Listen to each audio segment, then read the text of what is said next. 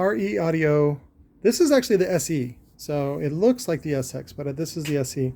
The SX actually has triple 1 inch, and this is triple 3/4 inch, and it's also a smaller diameter. So the SX I have in the shop. That's what's running off of a Recoil 500.1. Sounds amazing, but it's pretty beat up. So I've had it for years, and I need to pull it apart. The frame is cracked in like 3 places, and I really just need to recone it. So, but as far as doing this work, so what I did was I used a chisel, got in there. I had to cut the boot off. The boot was sort of dry rotting, and I was like, fuck this thing. Like, nobody gives a shit about the boot. So I just cut it off. It was easier to get it off. Otherwise, it's like when I try to put on the condom, it's very tough. This goes in, lift it, and then I use this as a spacer to get on one side, and then you can just lift it off. This one's not very strong. That's why I knew it was the SE as well. It's good for 1,000 watts, but that's about it. This is the RE Audio tooled up frame. So this did not exist. Original tooling for this style, the 12 spoke, was originated by Eminence, but they didn't bother to patent it or copyright it or whatever, and so it just kind of fell into open tooling. Now this one, the 18-inch one, this one belongs to Scott and Mark, formerly the team at RE Audio. Scott has since left, and this was, gosh, 10 years ago at least now, and started Phi. One of the cool things they put on here was the ability to do quad, because I think the RE was doing the OEM work for a Dyer, if I remember right, or vice versa. I'm not sure now. I would love to know, but I kept the top plate on because these screws they're in there. They're like fucking, somebody put CA on them and then stuck them in there, so they're not coming out. And I told you I was going to cheat, so that's what I'm going to do here. Basically, this is a perfectly good one, and I'm going to put different shims in there. Typically, what you want to have is a slippery shim, like not paper, but like, that's why I use it's another good use for the, what is it? It's not silicone, Teflon. So I'll use at least one Teflon sheet, and then you can use like, shit like this, like some cardboard piece of shit, or PVC, or layers of PVC or something like that. But basically the idea is that to layer it up, and you want to have one slippery layer like the Teflon, so that way you can pull it out. And the idea is to get it tight, but not too tight where you can't take it out. I actually still have a Serwin-Vega, forget which series, but it's like the 1200 watt one.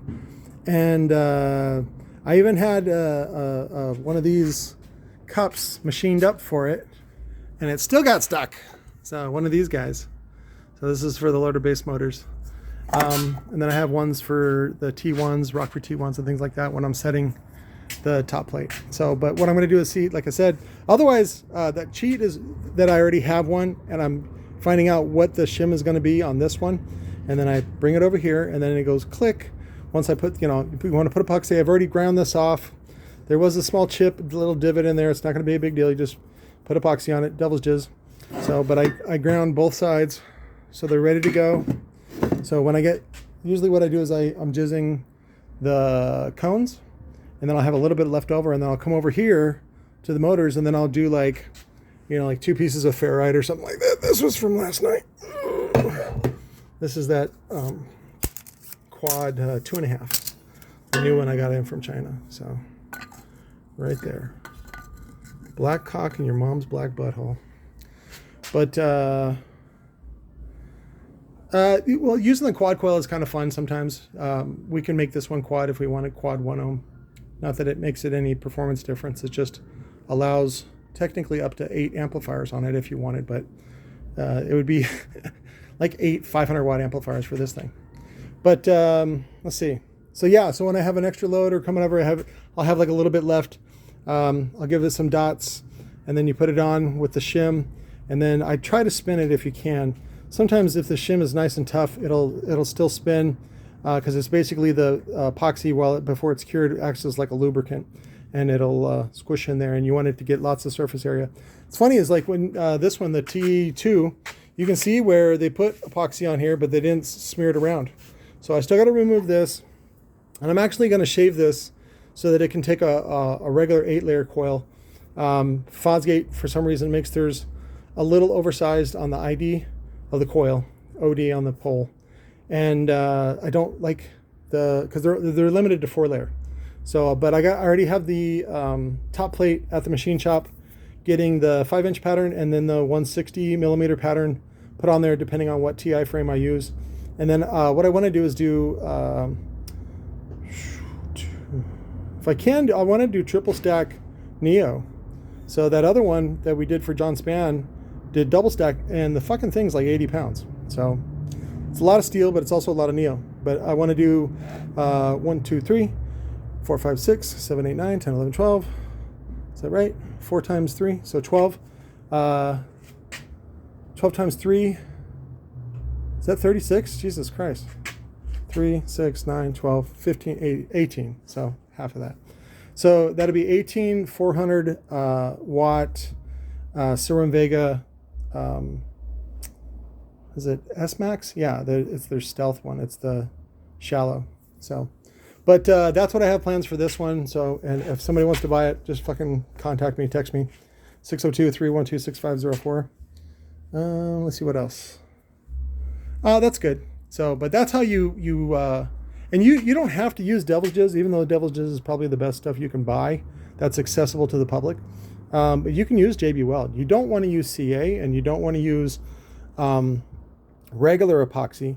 If you're going to use anything, you want to use high temperature epoxy. Mostly because this thing's going to get hot, and that's probably why it shifted in the first place. So you get this thing up to 500F, clink, and then it shifts, and then, you know, you're like, Pat, you got to help me. I'm like, fuck you. Ooh, shit. Oh, no, it's just glue. I thought it was a crack. Is it a crack? I don't think so. The way to tell on these, though, too, if you want to see if they're cracked, is you just bang them. You bang them like with a hammer or whatever, and if it sings like a bell, then it's fine. And if it's cracked, then it'll make a different noise.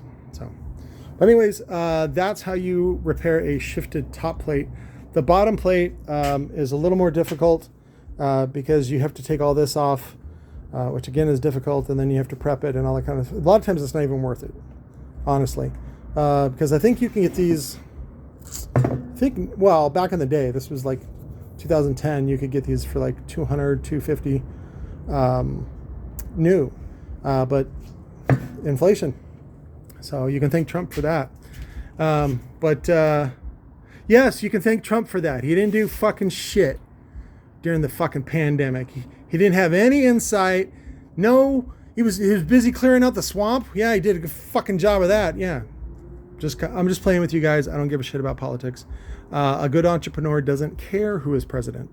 They just try to find solutions around stupid laws. So, but I love you guys, and we'll get these back together, and then we'll probably do them up as I don't know.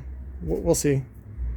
I don't like to do spec on 18 because then, you know, I get that guy who's like if I do them single four, then, you know, then I gotta wait for a guy that has a kicker amp that's 2 ohm stable, you know. So, or they're good for home theater. Those would be good for that. So, but that's why I like to custom build, because then I go, what amp do you have? And they go, okay, good, blah, blah, blah. And then we make them specifically for that amp on the coils. So that's it. Laura's pulling all the cones out from the back porch, trying to get those sorted. So I'm glad she's helping me, though. More projects. I want to get to them, and then I got to do Woody's. Woody was nice enough to buy a couple of 15s from me, and then